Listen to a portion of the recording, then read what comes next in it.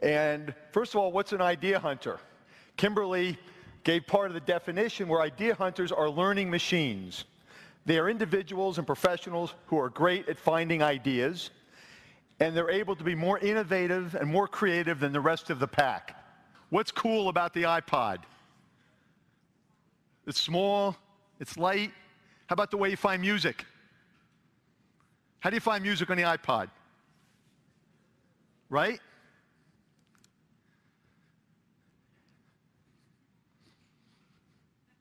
Familiar? Great idea, iPod, oh my gosh, major breakthrough. But not a new idea. Schiller realized he saw something before that he could reuse. And essentially, he took something that was 1983, big clunky PC, repurposed it, 2011 iPod. And it really was one of the key distinguishing factors, right? It really kind of has created a way we think about manipulating the information and data. Schiller was an idea hunter, right? He didn't think of this, but he realized there was something there he could reuse, borrow, and apply it to change the world. So what are you passionate about? That's one step to find your gig. The other is, are you any good at it? When I was a kid, I loved NFL football. I wanted to become a pro quarterback. How many guys out there wanted to be pro athletes, right? Raise your hand. No? Guess what? We're not. Why aren't we? We didn't have the talent. I didn't have the DNA. Sorry. I had to find another gig. I'm a dean of a business school. But seriously, you can be passionate about it, but then do you have the talent? And oftentimes there, you need to have others give you an honest assessment of that. So passion, talent, and finally, is there a market? Does anybody want it? And you are all riding a wave, a freight train of something the world needs. There is a huge market for what you're passionate about, what you're good about, and there's a market that needs it, that wants it, and this is not going to stop. This is not fad, and this is not fashion. Disney was on vacation with Art Linkletter. Anybody remember Art Linkletter? Right? Some of you my age. Art Linkletter had a great afternoon show. So the Disneys and the Linkletters went on vacation to Europe. They were going to go on a whirlwind tour, and they stopped off here, Tivoli Gardens in Copenhagen. Has anybody been there? It's a great, isn't it a great amusement park? It's so cool. Well, Disney thought it was really cool also. Now, he had the idea at the time, back in LA, I want to create an amusement park that families can enjoy, parents and children, and not have it be one of these seedy amusement parks. So he visited Tivoli Garden. They were going to spend a couple hours there. They spent 1 week. He ruined their vacation. And he spent 1 week because what he saw were children, adults. He saw the meandering paths. He saw space. He saw gardens. He saw water. He heard music. And he said when he saw it all, this is it. And he spent time measuring and photographing and coming up with the whole flow. And he went back to LA, and from those ideas, he created Disneyland, the Magic Kingdom. He took lock, stock, and barrel, everything he saw at Tivoli Garden, and he created the paths and the flowers and everything else. And when you go to Tivoli, you say, wow, it's a miniature Magic Kingdom. And it is.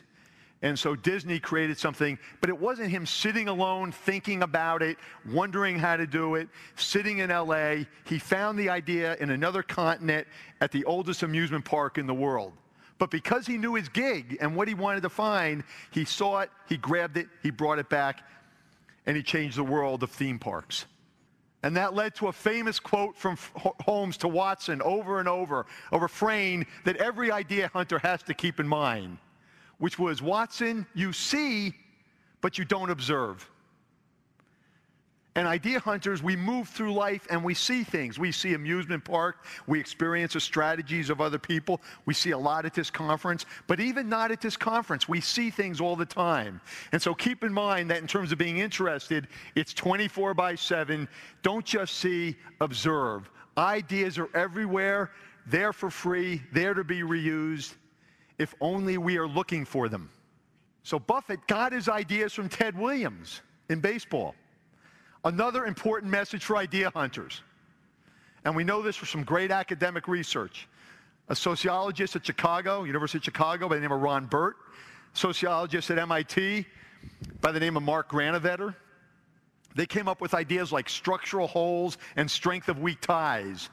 It's mentioned in the book. I'm not going to bore you with the research, but the research is important. And it all boils down to this. They studied creativity, ideas, where ideas come from, and they come from talk with weird people.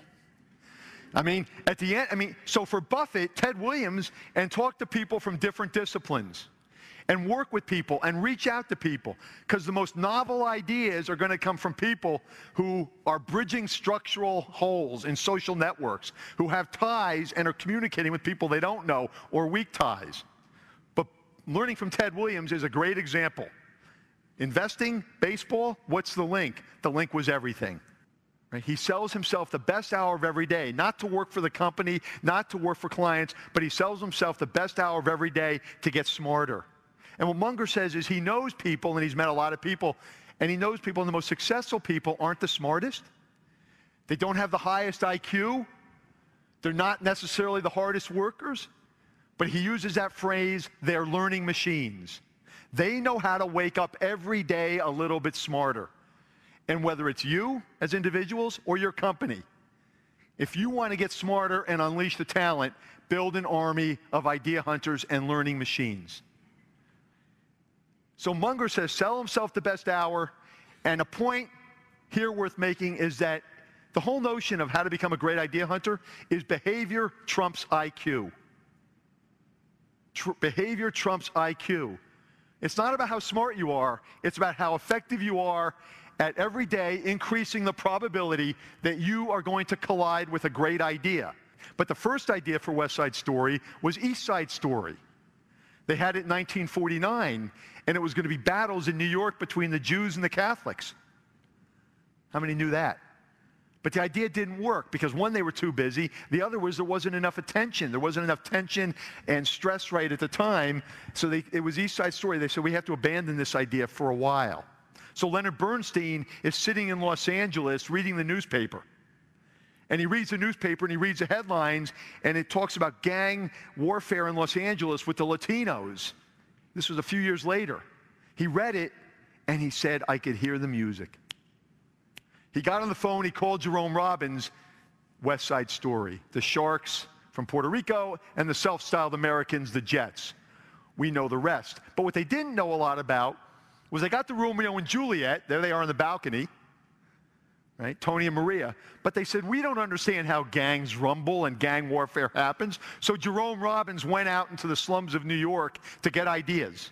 And he listened into the gangs and how the stress was handled and how they dealt with each other before the rumbles. He came back with those ideas and imported those ideas into West Side Story. Hence, amazing realism, great music, great acting, and in '61, the idea lives on. Note, this was not about just art, this was about a commercial success. So they were idea hunters, they wanted to change Broadway, they also wanted to make a lot of money. '85, the definitive DVD was recorded, 2009, Broadway revival, and even today, just last weekend, it's coming to Boston. I spent a ton of money on 3 tickets for West Side Story. They're going from Broadway to Boston. So the idea of West Side Story, great idea, Romeo and Juliet, gang warfare, going to the slums of New York, 3 talented geniuses, but great idea hunters. So ideas drive economic progress. Ideas drive your company's progress, and I would argue the best way to have a company really become smarter is to unleash an army of idea hunters. And most important for today, and the whole focus of the book, is ideas drive personal, professional progress. You are great idea hunters. That's why you're here. I want to thank you for coming to this event from Boston College, but also do a great job because you're hunting for important ideas in a very central area that this society needs more of. Thank you very much.